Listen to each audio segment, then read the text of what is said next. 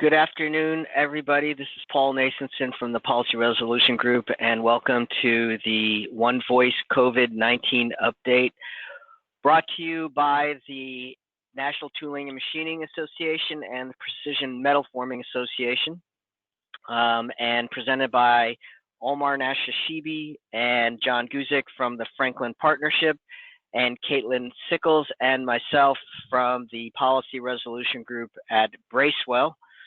As always, this is our 14th COVID-19 update. Where does the time go? And as always, you can find all of these webinars on the One Voice Info website at www.onevoiceinfo.org. And not only do you find our webinars, recordings of our webinars, but there's a lot of great information both regarding federal and state actions related to COVID. So we strongly recommend that you visit that. And you could always email us at onevoice@policyres, that's res.com, if you have any questions, and you could submit your questions obviously during this webinar in the chat, and we'll try to answer as many as possible. And if we don't, we'll follow up with you later. So with that, I turn it over to Omar and John. Thanks, Paul. It's been a couple of weeks since we've had this webinar, and there's a lot of information that has come out in that period of time.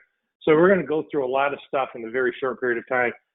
The CDC, over the course of these webinars over the past weeks and months, we've given you guidances from various agencies, whether it's OSHA, whether it's CDC, whether it's the Department of Labor or Treasury. Well, the CDC has put together a toolkit, a one-stop shop for manufacturers to utilize to help prepare their facilities to make sure that when they do resume to normal operations, we're doing everything we can to keep our employees safe. And so we're going to talk about the several CDC recommendations and the toolkit that they talked about. We're going to also update you on some Labor Department announcements, one specifically on the use of paid sick leave. There's a clarification on summer camps. We're going to update you on some IRS guidelines. And then we're going to talk about the three primary funding programs for small businesses. Of course, the EIDL, the Economic Injury Disaster Loan Program, the Main Street Lending Program, and of course, the very popular Paycheck Protection Program. We're going to then update you. Congress has a few weeks when they come back to session to do a next stimulus. We'll give you an update of what we're learning there, and then, of course, answer any questions. Feel free, do not wait till the end of the presentation to type your questions in on the box on the right. Feel free to type those questions in during our presentation, and we will immediately do our best to try answering those questions. So, as I said, they put together this toolkit for us, this one-stop shop.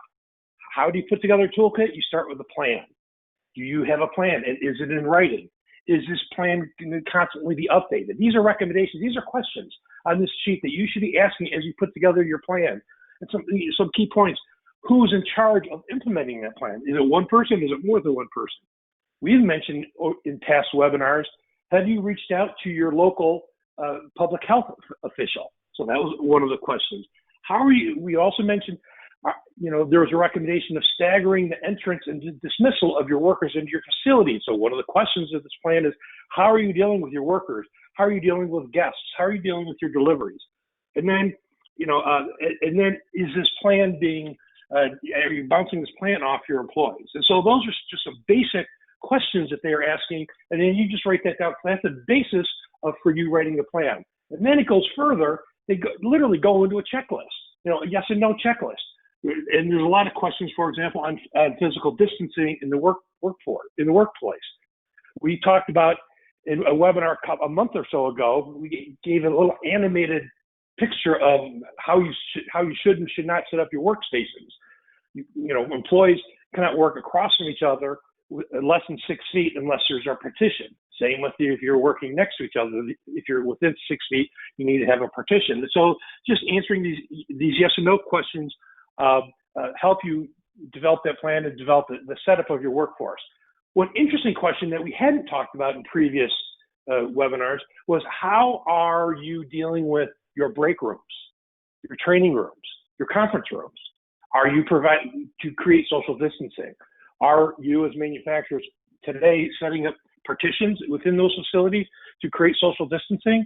One of the questions, which I thought was an interesting recommendation, is, and you may not be able to do this in the winter, but are you considering setting up tents outside of the physical facility so that you can, have more space for the break, the training, and the conference room facilities? And then finally, so you put this plan together, you bounce it off your employees. So then how are you going to educate, train, and communicate with your workers what this plan says? And so here, just another checklist. And on the right-hand side, we have spent a lot of time over the past few weeks talking about personal protective equipment, face masks, and proper treatment of the PPEs. So there's a literal checklist there. But Omar, as this toolkit gets put together, there's still much more that these tools can be very helpful for our manufacturers. That's right. And again, we're not labor lawyers, but what we always want to counsel here is if something ever happens, if you have an EEOC inquiry, an OSHA recordable, you always want to be able to say you did everything that you could. And again, these are not binding. These are just, again, guidance, the plans, the toolkits, the checklist, as John's mentioning. These are just different tools that we suggest that you do follow to the extent that you can. Again, just for the safety reasons, of course, but also to make sure that you're covered in case there's an inquiry or an investigation or an incident later on. You're able to say, well, look, we followed exactly the guidelines CDC put out. We literally just got emailed from Hill staff the liability protection reform summary for what they want to do. And literally one of the bullets here says that provides protection from federal labor and employment laws for employers who follow public health guidelines. So again, if you want to make sure you're taken care of on the upcoming liability protection on which we're lobbying for you, you may want to think about following some of these as well. You're looking at your workstations, your production lines, again, where it's possible. Have you even assessed them? Have you gone through it? You'll see below, as always, the links to be able to find these documents online, to be able to print it out and literally just hand it over to your HR folks and your safety folks as well. So it's important to be able to take a look at the cleaning, the disinfection. There's quite a bit that's been put out, even some more documents just this morning as well from CDC that we'll include in the upcoming upcoming webinar that we do. So again, keep checking these kinds of things. CDC is looking for making sure people are following up to the extent that they can. Couple things finally on CDC here and on testing. For non-healthcare testing, they just put out a guidance with regards to testing strategy. Now, you all recall a few weeks ago, we talked about the EEOC saying that testing of an employee is an invasive, considered a medical procedure. And so therefore, you have to follow those guidelines that triggered that. They are still saying, though, that you've got a couple things that if you are conducting testing, may want to follow. The primary thing is rapid results. I mean, we've heard that it does take certainly a week, several weeks in some cases to get a test back. But when you are testing employees, individuals tested are required to receive patient fact sheets as part of the test use. It is a recordable, and thus employers are responsible for recording the cases. And then also take a look at the different areas that you've got to go through here, as you'll see. Also, what they've got for you, this is the EEOC reference there, that employers paying for testing of employees should put procedures in place for rapid notification of results. So again, this is where they want to have a turnaround, but at the same time, as you'll see in the bottom paragraph, that you really want to maintain confidentiality for the individual with the COVID-19 that is still as required with the ADA. So you're starting to feel a little bit boxed in here between the EEOC, the ADA compliance requirements you've got, and then the CDC recommendation. So as always, talk to your labor counsel on this one. But as you can see here, they are starting to get pretty detailed, because as John will tell you right now, we have a big issue with asymptomatic. We're seeing that of the cases in Florida where they tested and a third of the kids came back with it. And that's now increasingly the issue, John. I mean, that's a lot we've seen in the press as well, I think. Yeah, initially, the guidance says is yes, manufacturers can test their employees, but are you testing just those who show symptoms? Well, no, the CDC says you can test people without any symptoms if you live specifically in an area that has moderate to high transmissions, or if you work in an area where people work in a close quarters, live in a rural area because it's difficult to get to the medical folks, but also if you work in a critical infrastructure business, and that hits all of us. And so as you put together this testing strategy, as Omar said, it has to be a comprehensive plan. It can't be willy-nilly. You can't be, oh, I'm going to test you, but I'm not going to test the other person. You can't say, and if there is a positive test, you must notify your employees, but as Omar said earlier, according to ADA guidelines. So you can't say John Q. Public was tested positive. You could say a person in this pod or this part of our facility was tested positive. And so that's part of the notification process. As part of that comprehensive plan, are you going to test everybody when they come into work? Are you going to let the employees know that periodically, in periodic intervals, you'll be doing additional testing? You will be testing folks who have been on extended leave. When they come back to work, you'll be testing. So these are some of the examples that you need to be aware of and you need to incorporate in your plan as you put together this testing program moving forward. And just as the CDC has put together this toolkit, this comprehensive package, we've seen OSHA release their comprehensive package of frequently asked questions. And so you can just click on this link and look up any number of these points that they put forth in their frequently asked questions. I've highlighted a couple here. There's one on face masks and personal protective equipment, something on returning back to work on face masks. And so as your HR department is looking at the CDC guidelines, also look at it from the OSHA perspective as well. And if anybody has any questions, feel free to let us know. Another interesting thing that has happened with the Department of Labor, and we've received a few questions from manufacturers where their employees that says, hey, I want to take advantage of this paid sick leave or this emergency family medical leave. Can I do this? And so I think the Department of Labor has heard this from many folks. So they have put together this little checklist for employees to determine whether they would meet the qualifications under the Coronavirus Act, whether they would meet the qualifications for leave under paid sick leave or emergency family medical leave. So your employees can check there. But note the circle down below, they will also be coming out with this little calculator for employers so they can better understand what their responsibilities are moving forward. But Omar, the Department of Labor also gave some additional guidance on summer camps. So they gave us some stuff earlier in the year, but they provided some clarification. Yeah, that's right, John. Back in April, they did clarify at that time that camp does constitute child care. And that was something that we were looking at in the context of the FFCRA. You'll recall that we had the expanded family medical leave to provide for those that didn't have alternatives, particularly for those that are under the age of 14. Well, this provides us additional clarification with regards to the children. And so the way, at least in our household, around February, March timeframe, we've got a spreadsheet that says, okay, kid one is going to baseball this week. He's going to science this week. He's going to basketball this week. So that means that we had an intention, even though we hadn't enrolled them because enrollment may not have been open, we still had an intention of moving forward. So you see how it says whether it is still more than likely than not the child would have attended the camp. So that means that if they were not enrolled, but they had the intention and clearly were moving forward, then yes, they would be eligible for the Expanded Family Medical Leave Act. But if they were really just in the initial stage and just saying, oh yeah, we'll get to it, they probably need to do some kind of a camp, but you weren't really specific, this is where they're coming back to you and saying, no, that would not constitute and be a child care under the FFCRA. So that's something that you want to take care of with regards to with the child care issue, particularly for some of you that have a lot of parents that are employed with young kids. Similarly, on the FFCRA, we have some additional IRS guidance issued with regards to reporting of qualified sick and family leave here in the recent IRS notice that's been issued. So employers are required to report the amounts on their W-2 for the amount that's qualified sick and family leave wages that are paid to the employees under the FFCRA. So keep that in mind as well. That's another update that you've got to do with your payroll processor and make sure your HR folks. On here, as always, with these webinars, in the next few hours, you'll get an email including the presentation and a link, and we'll have it up on the website as well when we finish the record download. So you'll be able to find a link to all of these forms, including we received a question, where can we find the manufacturing CDC checklist? Same thing, we've got links in all of these slide decks that'll go out here in a couple hours afterwards. You'll be able to find all of these here, including this IRS document and this IRS notification.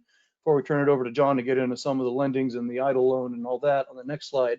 But right here, IRS put out a notice just on Wednesday evening, I believe it was, or afternoon, that they wanted to notify people that they are having a delay in processing the 7,200 advance.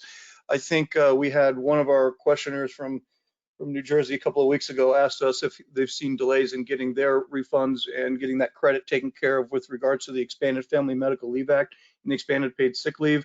This is the IRS saying that your 7,200 looks like it's delayed, and they're notifying some taxpayers if that's why that process has not gone through. So that's a follow-up from something that we'd heard from one of you all a couple of weeks ago. But John, I know a lot of the attention really is on EIDL and the PPP and MSLF. Yeah, EIDL Economic Injury Disaster Loan Program is one of 3 funding programs for small businesses. We just jumped off a House Small Business Committee hearing this morning, to jump onto this webinar, where they had the Secretary Mnuchin and the SBA Administrator testifying on the status of where they were on those 3 programs. So let's start with EIDL. As of this morning, there's $200 billion left in the accounts. This is a loan program where manufacturers can get up to $150,000 in loans. They announced this morning the average loan has been dropping. Initially, the average loan started at $69,000 and it's now dropped to a little under $40,000. Right now, there are 5 million loan applications pending. The loan program of EIDL just reopened on June 15th. But what also happened on June 15th, they announced, in addition to the loan program, previously they had a grant program, which is basically a no strings attached. You apply, you will get a $10,000 grant that you don't have to repay. But that program is out of money, and so that program is closed to manufacturers right now. But those who are still looking for resources, look at the EIDL program if you're looking at roughly $150,000. At the hearing, the chairman of the Small Business Committee pressed Mnuchin to increase the cap from 150 up to higher, because it used to be 2 million. But the SBA put a cap in arbitrarily because they wanted to provide more loans to more manufacturers. What we learned today at the hearing was that Mnuchin was interested in increasing that cap perhaps from 150,000 to perhaps 250,000, because that then would lend you to the eligibility of the Main Street Lending Program.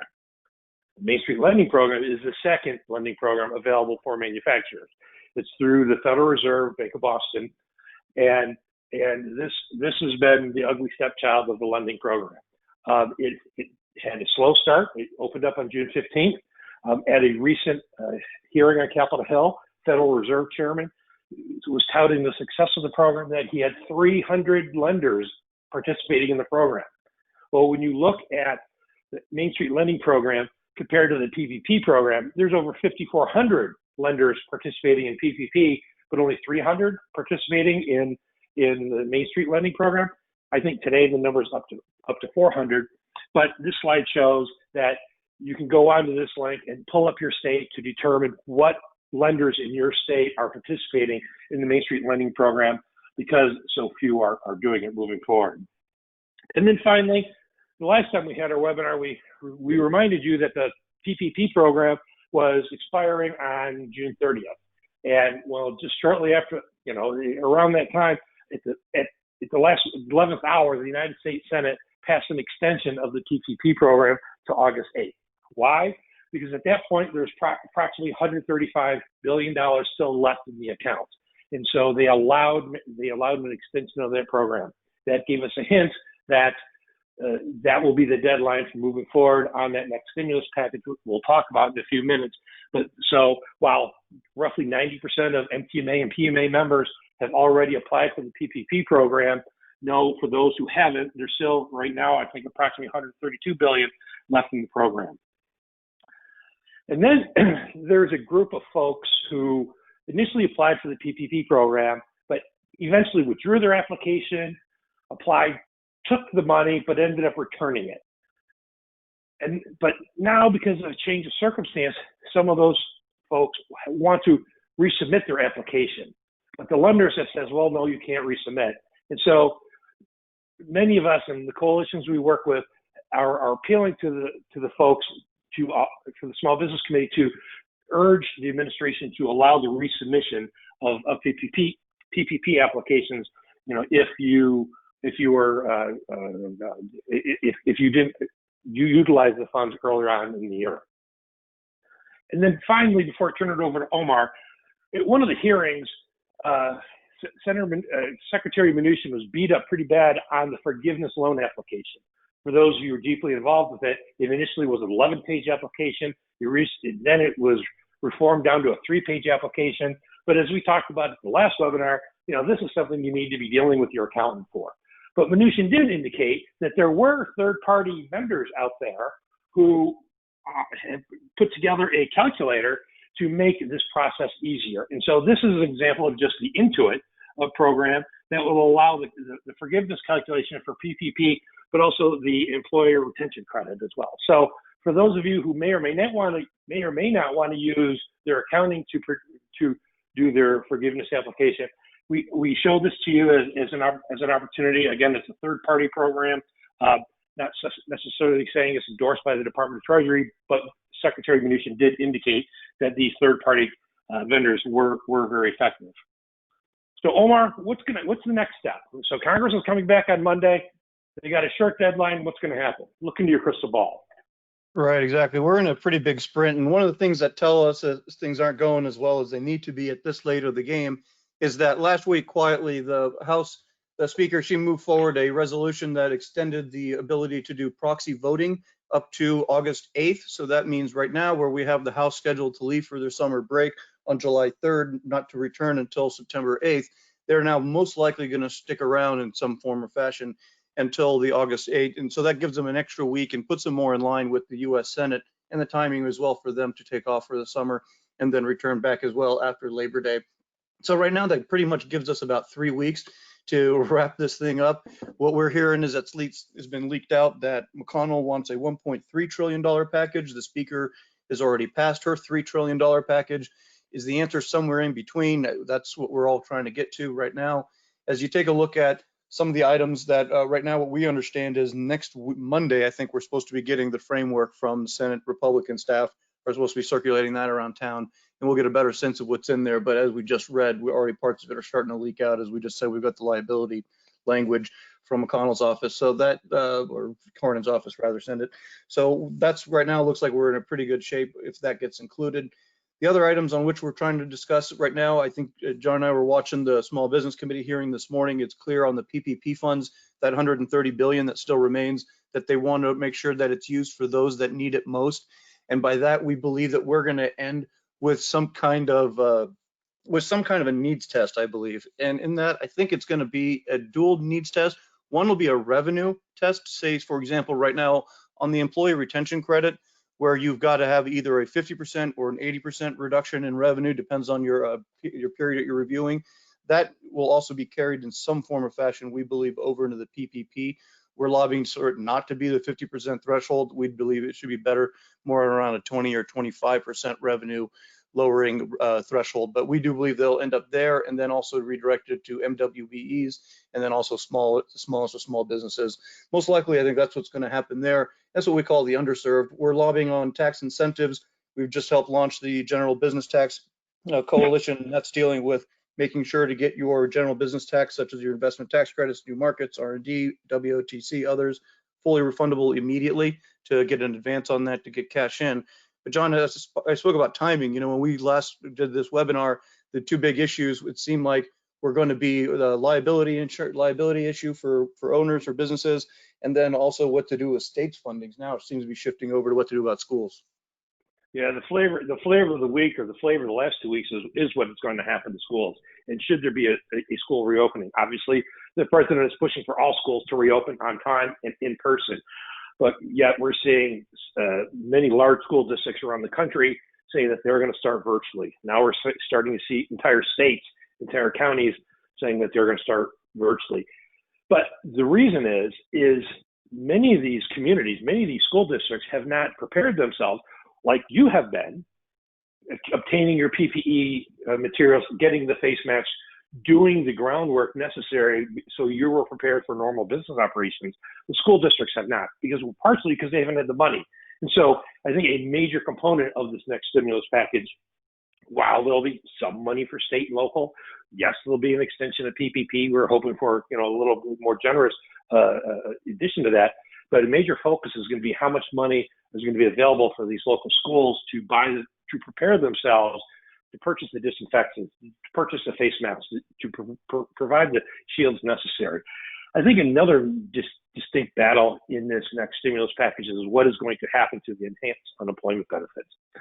And Nancy Pelosi, a few weeks ago, put a line in the sand, said, yes, the $600 a week extended unemployment benefits must be included in the package. But just this past week, she's backtracked a little bit on that. And many people that Omar and I have been talking to believe that there will be some extension of unemployment benefits, but perhaps it won't be as generous. And Speaker Pelosi this past week says, yeah, she's willing to compromise. So look at a lower extended unemployment benefit as long as we still have direct payments to individual taxpayers. And so we're not sure where that is going to fall. That's going to sort of depend on how big this package is going to be. Because if you're going to give $1,200 for all taxpayers, that is going to dramatically increase the price of any stimulus package. We've heard from some senators that perhaps there may be a individual payment to those taxpayers who make under X annual salary, under X number of dollars. And so that is being worked out right now.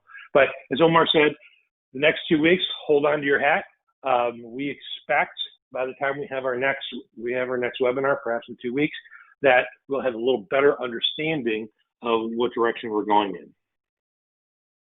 That's right. And one thing that we want to keep in mind that when we will talk about that $600, I do at least believe from what we're hearing, it will be some number. We do hear that McConnell's got some dollar amount in there. It's obviously not 600. But then the other thing that hurts some in the business community's argument that this has been a challenge with regards to bringing folks back to work, which we agree. We got 3 emails alone from one state this week just saying it's a problem. But JP Morgan put out a study yesterday, and so did a few other economists that are more on the right side of the spectrum that say that $600 allowed a lot of businesses to stay afloat because you see the amount of spending actually increased by 10% over pre-COVID levels with that. Now, again, we need workers, but we've got to keep in mind that we're up against a number of other industries that are out there, that it's not just manufacturing. We've got a story, for example, our story on PPP is one more of success, whereas for a lot of other businesses, it really has not been as much so. So that's something that we're dealing with some of the political perceptions of. But that's why it's important to educate. And part of that education, we talked about education for kids. Well, a lot of politicians are kids too, right, Caitlin? So how do we educate our lawmakers, and what are some of the plans there? Yeah, so this year, Manufacturing Day is as important as ever, maybe more important than ever, but it will certainly look different than it has historically in lots of places around the country. Manufacturing Day is held the first Friday in October every year. This year, that's October 2nd. We have in the past provided a number of tools and resources for members of NTMA and PMA who want to host shop tours and Q&As with executives and that kind of thing. This year, we're going to provide those same tools and resources, but we understand that to what Omar and John have been talking about this whole time, a lot of these events are probably going to need to be virtual, depending on your school system. So what can you expect from us in the way of support? Right now, the team at PRG is putting together a webinar, which will be pre-recorded and available to NTMA and PMA members.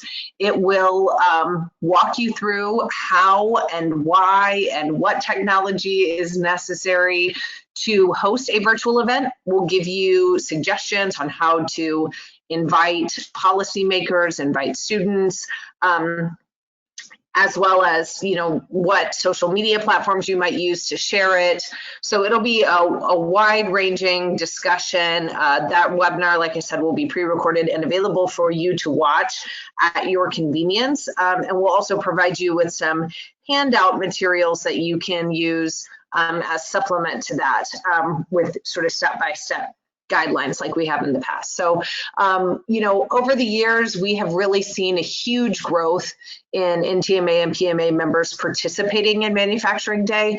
I think lots of your peer manufacturers who do host these events say that they are an overwhelmingly positive experience, both for the participants and then for after the fact sharing how the events went. So I do hope that everybody will keep up that momentum and continue to host these events, make them available and certainly share that access with your communities, which is obviously important for workforce, but also with policymakers, because that's really important, for our advocacy efforts. So look for that information. It will be available at the beginning of next month. And I'm sure we'll cover it in other forums as well, and give you opportunity to ask questions as well.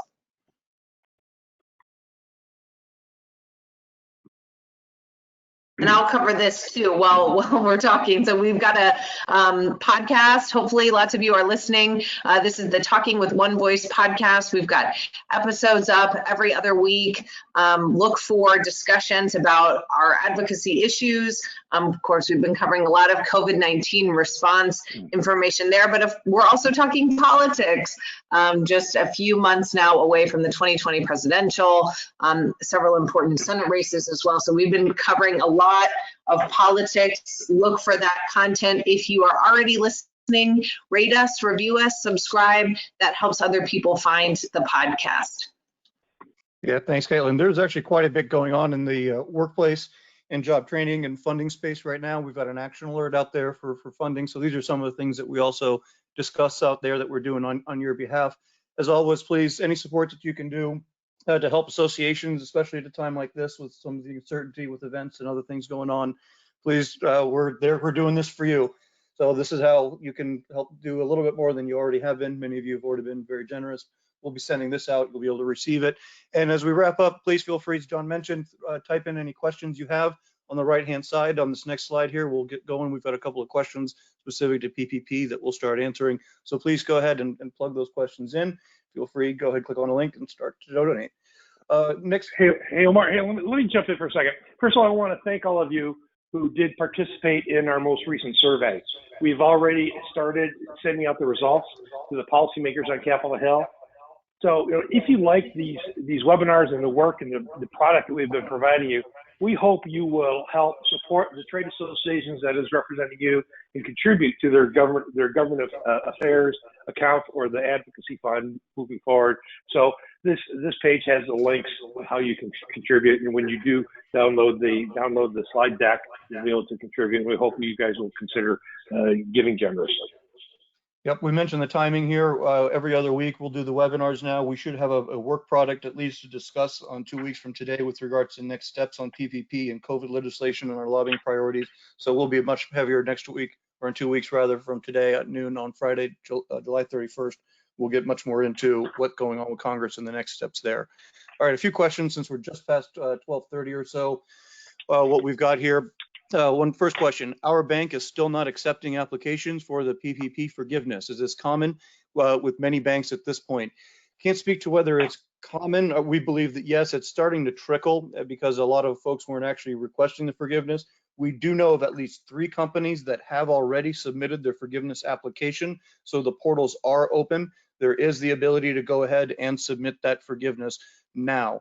So we do note the system is there. To speak to individual banks, I can't address that question, but we, yes, have heard that many banks still are not accepting it. So no, it is not uncommon that your bank's portal for filing your forgiveness application is not up and running, though as many now are starting to exhaust their 10 to 12 weeks from when they got their money. We should expect here by the end of this month that we would expect virtually all banks to have their portal or some system up and running. While we answer that question on forgiveness timeline, we also had one on the one with regards to submitting before the 24 weeks. There, we met our PPP amount this week at 13 weeks, can't apply until 24 weeks. So here's where it comes in issues. Yes, there is a requirement where it says at the end of your full 24 weeks, how much was the wages reduced for individuals? So yes, there is a box on that. However, the guidance from Treasury Department is that no, you do not need to wait till the end of the 24-week period. This was specifically in response to a question to Senator Collins of Maine a few weeks ago at a hearing, and Mnuchin did clarify it in the guidance. You may go ahead and submit your application prior to that 24 weeks. So if you're at your 13, where most of you probably are right now, if you took a loan, you should have finished it up between 10 and 13, 14 weeks. You can. Now, if your bank is telling you no, we won't accept it until you exhaust the 24 weeks so we can see what your final number there is on that, That would be more of a bank policy, but it's not the federal government's. The government's position is they want them rolled in mainly for this exact reason. If you all, a bunch of you are going to have, if you're at the end of 24 weeks, can you imagine the millions of applications that are going to be filed exactly at the same time? That's going to crush the system. So what we are understanding is the intent is, yes, they absolutely want these forgiveness applications submitted on a rolling basis. And again, what your bank does with that, we can't fully speak to it, but that's at least the intent and what they've said out there as well. We had a question here. Let me stick with the PPPs and we'll come back to it. Similar. I've submitted my forgiveness, but the bank says they can't process it. Is that true? Well, again, it goes down to what the bank is looking for as a requirement, but our understanding is people have submitted it and they are able to get to the SBA system. Now, how quickly that's moving, we don't suspect that it is, but we think in the next week or two we'll have a better sense of where we are. But we do know of companies that have submitted. One person told us they had it forgiven, but I don't think that's accurate. I think they misunderstood what we were trying to ask them. So yes, the portal, you should be able to submit right now as well on PPP. If a business already secured a PPP loan, can they still apply for an additional 3P fund? The answer to that question is no. The statute is as such that no, you may only request one.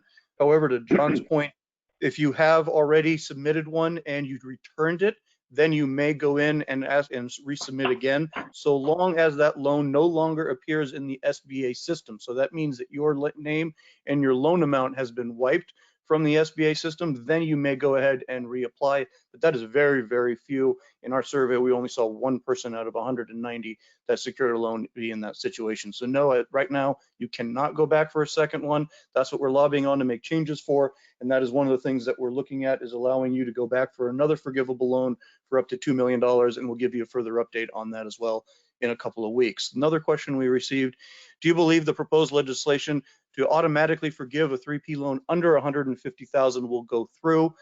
John, what do you think? My gut probably is a yes on that. Yeah, it actually was brought up at the hearing today, and Mnuchin basically came out in support of it. And so I do think there's a lot of momentum for that to move forward. Right now, SBA and Treasury, they are overwhelmed. And so just to take those smaller loans off the books is going to make a big difference. So yes, I think there's a lot of momentum to make that happen. We jump over to the workforce side of this a little bit. For additional paid sick time in connection to COVID, can a company get exempted on that if we have less than 25 employees? So yes, there is a self-certification exemption.